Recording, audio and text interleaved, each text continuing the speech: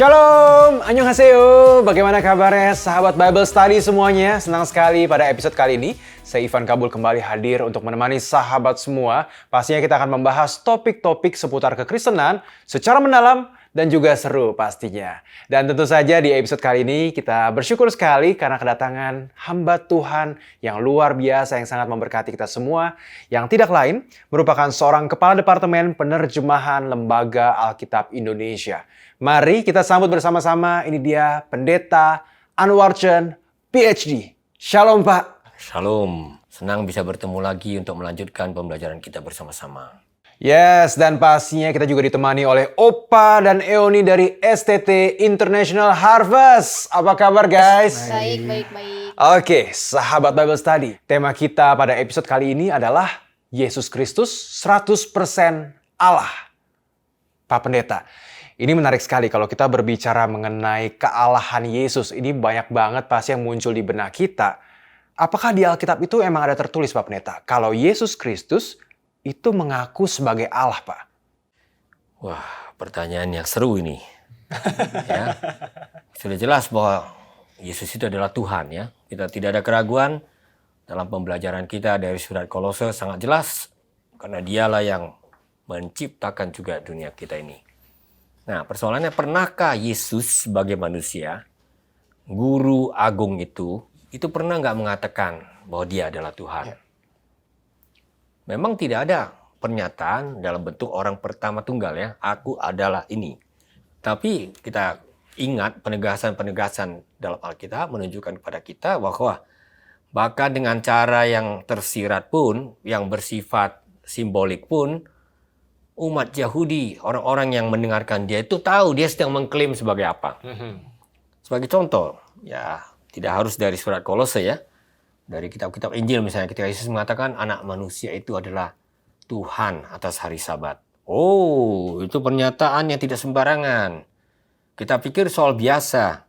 Sabat itu sangat sakral bagi orang Yahudi. Yang bisa berada di atas Sabat itu cuma Tuhan, gak ada yang lain. Itu yang menetapkan itu adalah Tuhan. Jadi kalau ada seorang mengatakan anak manusia adalah Tuhan, itu artinya apa? Aku tidak lain dari yang di atas Sabat itu. Ini cara yang sangat berhikmat untuk menjawab orang-orang Yahudi. Nah, dalam beberapa kesempatan dia juga mengatakan, ya, nanti kalian lihat anak manusia akan datang dari awan. Memang manusia bisa datang dari awan.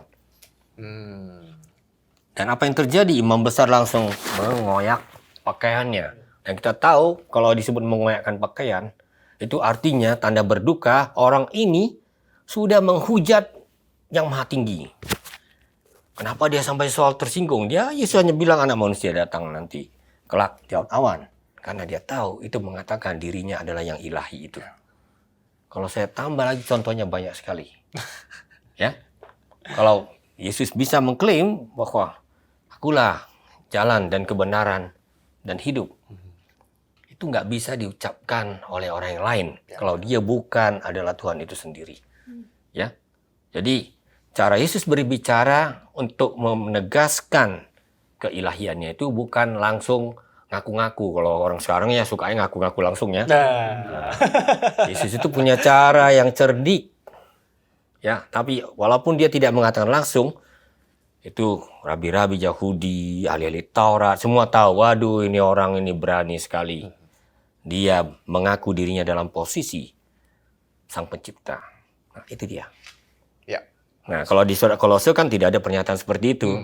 Itu lebih menyatakannya dalam bentuk orang ketiga. Dia adalah siapa gitu. Nah, jadi antara yang pertama dengan orang ketiga, bahkan orang kedua, ini semuanya hanya soal cara berbicara. Untuk menegaskan bahwa Kristus itu tidak lain daripada Dia, Sang Pencipta langit dan bumi. Jadi kita lihat tadi, walaupun kita mengatakan bahwa Yesus itu adalah Tuhan, namun faktanya adalah itu tidak terlalu mudah untuk dipahami. Ya. Dan ketika kita melihat itu sebagai bagian dari pengajaran dalam kitab Kolose, kita menyadari makanya di sini penulis surat, ya, Paulus menggunakan kata rahasia. Ya, yang dalam bahasa Yunani itu namanya mysterion. Mirip dengan misteri, ya. Nah, ini. Jadi misteri itu tidak lain daripada Kristus sendiri karena dia adalah rahasia Allah ya. Kolose pasal 2 itu dengan jelas mengatakan di dalam Dia, itu ayat 3, tersembunyi segala harta hikmat dan pengetahuan. Jadi kalau kita mau tahu siapa Tuhan, bagaimana kita bisa mengenal Dia, lihat Kristus. Ya. Karena di dalam dirinya itulah terungkap sebuah misteri ya, mysterion, rahasia ilahi. Namun menariknya surat ini mau menggambarkan rahasia ilahi itu bukan sesuatu yang tersembunyi. Sekarang rahasia ilahi itu malah sudah tersingkap. Di situ menariknya. Jadi inilah rahasia yang tidak rahasia lagi gitu.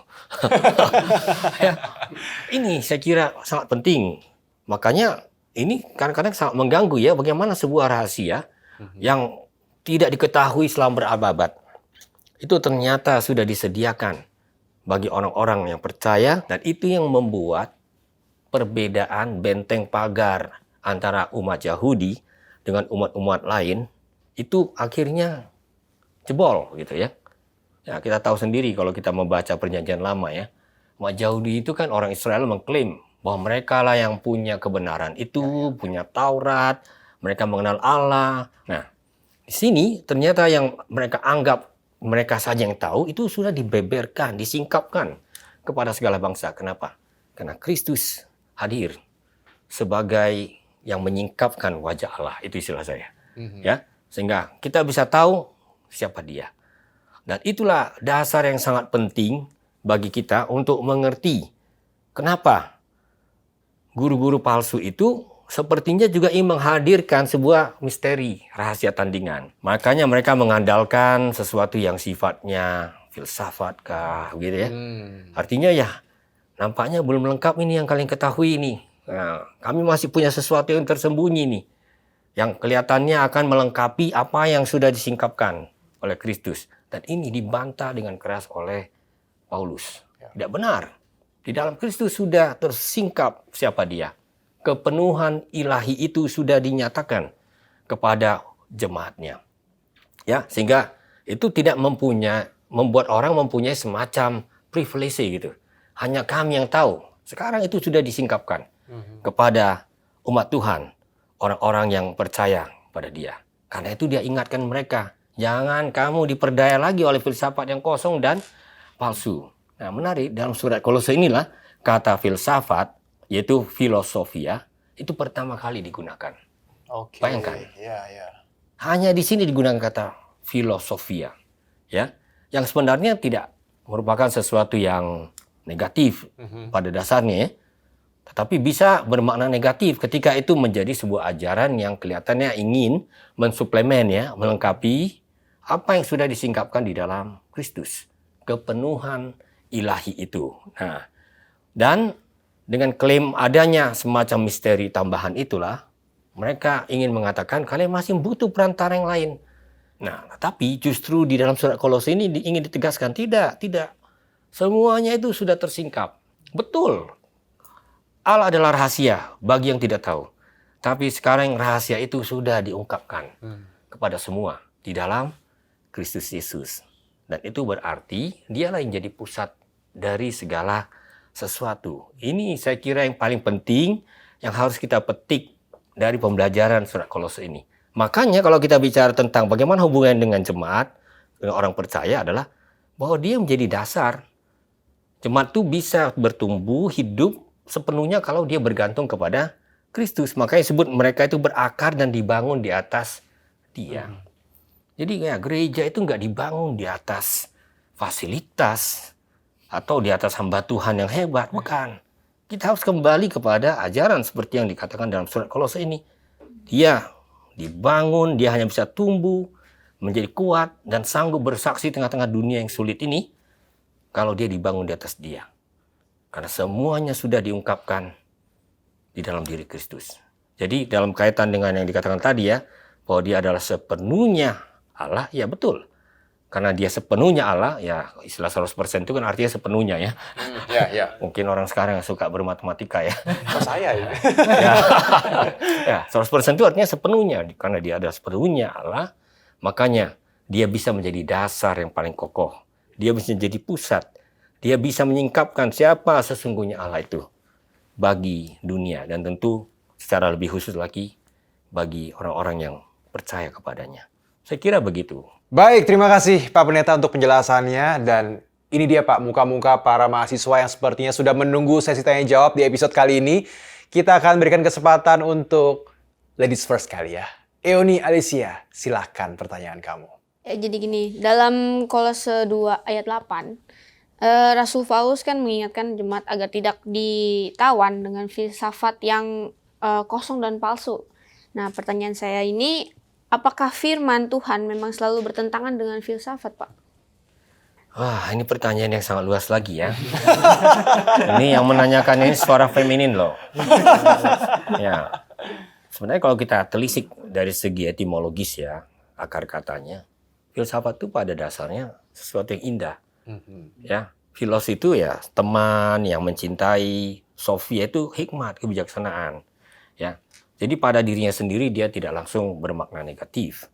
Tapi sering sekali dalam perjalanan ya sejarah pemahaman tentang hikmat ini, orang kurang mengandalkan sumbernya yang sejati. Kan gitu. Kalau kita pelajari dari bermacam-macam aliran pemikiran yang sudah pernah ditawarkan kepada kita, kita sadar bahwa filsafat ini akhirnya mengenai bagaimana saya bisa memahami realitas. Dan itu berarti bagaimana saya dengan pikiran saya, dengan akal budi saya sendiri, tanda kutip, sendiri ya, bisa sampai kepada kebenaran-kebenaran yang paling mendasar itu. Nah, di sini itu bisa menjadi sebuah masalah besar. Kenapa? Karena sumber hikmat itu sendiri akhirnya pada diri manusia. Yang tentu sangat terbatas dan tentu sangat relatif satu sama lain. Ya, jadi misalnya katakanlah kalau ada orang pemikir berkata, sebenarnya dunia ini semuanya tidak ada yang roh-roh. Semuanya adalah materi. Dia yakin itu. Semuanya materi. Jadi urusannya sebenarnya adalah dengan mengubah materi ini. Ya. Nah, itu kan materialistik. Dan itu merupakan suatu reduksionisme ya. Dia mengurangi apa yang sesungguhnya merupakan realitas yang jauh lebih luas dan besar. Nah, itulah yang menunjukkan bahwa memang tidak semua filsafat, tapi banyak sekali filsafat yang akhirnya menjadi semacam pemujaan diri. Ya, dia terjebak kepada semacam pemberhalaan atas akal budi, pikiran-pikiran sendiri, temuan-temuan sendiri. Ya, kita tidak menyangkal bahwa pemikiran-pemikiran filsafat itu kadang-kadang bisa menolong kita untuk melihat lebih jernih apa yang menjadi akar-akar dari sebuah pertanyaan. Ya, sebenarnya kan filsafat itu artinya menarik akar ya. Tidak hanya berada di permukaan, terima saja, tapi diajak menukik dalam, menarik akar. Nah, disitulah filsafat tetap berguna, tetap bisa menjadi sparring partner yang baik bagi pemahaman-pemahaman Kristen, kalau memang, seperti kita kembalikan pada surat Kolose tadi ya, di dalam dialah tersimpan hikmat ilahi itu.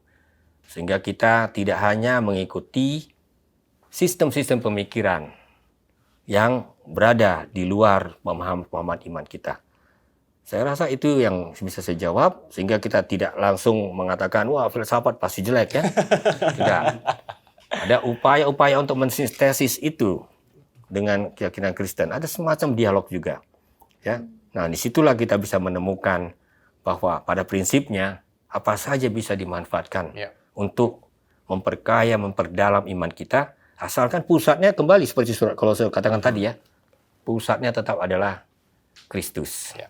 Dialah dasar dan dia sekaligus adalah tujuan. Ya, saya rasa itu yang bisa saya terangkan. Pak Pendeta. Jadi ini jadi pengingat buat kita semua ya. Dalam usaha kita nih untuk memahami realitas, kita harus benar-benar make sure kalau berfokus memiliki pusat pada kebenaran yang sejati. Yang pastinya adalah firman Tuhan. Oke, untuk dua opa yang di samping saya, apakah kira-kira kalian ada pertanyaan? Oke, kompak ya. Silakan. Yefta, pertanyaanmu. Saya ingin bertanya, Pak. Ini masih berkaitan dengan tema kita. Kita tahu bahwa Yesus adalah sepenuhnya Allah dan sepenuhnya manusia. Tapi waktu peristiwa salib, Yesus mati di atas kayu salib, dia dalam naturnya sebagai manusia atau naturnya sebagai Allah, Pak? Wah, Pak Pendeta, ini pertanyaan banyak juga ditanyakan oleh sahabat Bible Study. Ini pada penasaran memang semuanya, tapi biar semakin penasaran kita tahan dulu jawabannya. Jawabannya akan Pak Anwar jawab langsung di part kedua dalam episode kali ini. Jadi pastikan jangan sampai terlewat ya sahabat Bible Study. Kita ketemu di part berikutnya. God bless you.